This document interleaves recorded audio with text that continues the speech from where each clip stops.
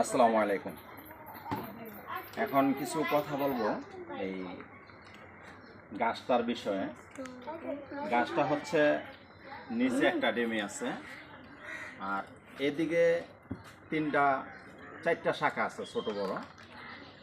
তো গাছটা বর্তমান যেই সাইজে আছে, যদি এই 4টা শাখা রাখতে যাই তাহলে দেখা গেছে কি উপরে ওঠার আগেই গাছটা সইরা যাবো।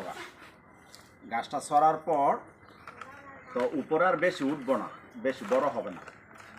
তো এই জায়গায় গাছটা লাগানো হবে। ওই ক্ষেত্রে যেন চালের উপরে গাছটা উঠে যায়, এই ক্ষেত্রে কি করতে হবে, এই 3টা ঠাই বা 3টা শাখা কেটে দিতে হবে।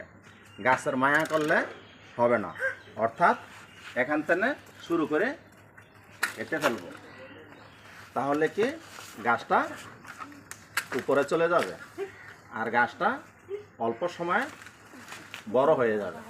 আর যদি এই 4টা শাখা রাখতাম তাহলে দেখা গেছে এই গাছটা নিচেই জাপালো হয়ে যেত, উপরে উঠতো না। তো আশা করি আপনারা এটা দেখে অবশ্যই বুঝতে পারছেন এই গাছটা কী জন্য কাটা হয়েছে।